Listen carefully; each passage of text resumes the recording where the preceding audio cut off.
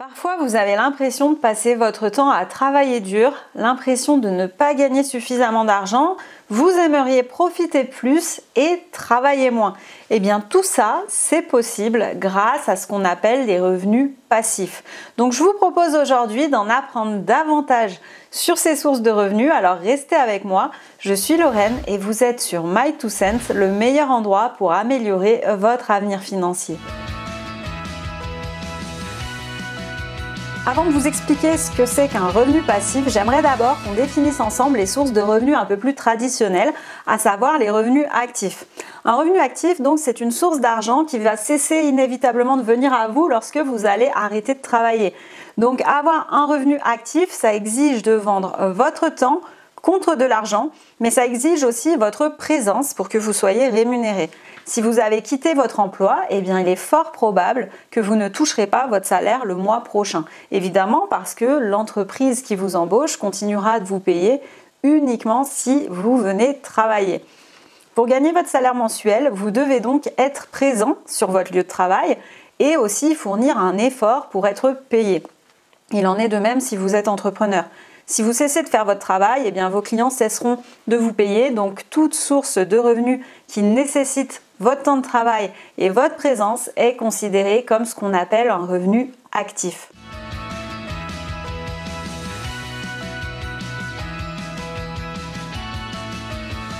En revanche, voyons maintenant le fameux revenu passif. C'est un revenu qui est tout simplement formidable puisqu'il n'exige pas d'échanger votre temps contre de l'argent. Ce qui signifie que vous pouvez toucher des revenus indépendamment de votre temps et en fournissant moins d'efforts pour les maintenir. Si vous touchez des loyers, des dividendes, des royalties, votre présence et vos efforts ne sont pas requis à un moment précis pour toucher ces revenus. Ce sont des revenus que vous gagnez même quand vous dormez. Ce sont des revenus que vous allez gagner même lorsque vous ne travaillez pas activement. Alors par contre, les gains d'argent en une seule fois, tels que la vente d'un actif comme une maison ou des actions en bourse, ne sont pas ce qu'on appelle des revenus passifs. Donc vous l'avez compris, avec un revenu passif, en fait, vous continuez d'être payé, que vous fassiez un travail significatif ou pas. Donc tout va dans la continuité. Donc ça a l'air facile dit comme ça, et vous vous dites sûrement que si c'était si simple, tout le monde aurait une source de revenus passifs. Donc je ne vais pas vous mentir, oui, c'est simple en théorie. Cependant, en pratique, ce n'est pas toujours évident de se créer une source de revenus passifs, autrement dit de gagner de l'argent en dormant. Cependant, c'est quand même quelque chose qui est possible avec des efforts et je vous encourage vraiment à tout mettre en œuvre pour créer vos propres sources de revenus passifs, surtout si atteindre la liberté financière est votre objectif à long terme. Dans ce cas, vous devez vraiment passer par cette étape cruciale. Pour réussir à avoir une ou plusieurs sources de revenus passifs, eh bien, il faut d'abord se former pour avoir les bonnes compétences. Il faut aussi faire de nombreux efforts quotidiens et consacrer beaucoup de temps, en tout cas au début, à la création et à la mise en place de vos projets. Que ce soit l'écriture d'un livre, la création d'un blog, l'achat et la location d'un appartement, eh bien, tous ces projets vous demandent du temps et des efforts, en tout cas lors de leur création. Si ensuite vos projets connaissent le succès, vous finirez par atteindre un point où le flux de revenus passifs sera activé. C'est à ce stade que vous pourrez enfin cesser de fournir des efforts pour cette source de revenus si vous le souhaitez.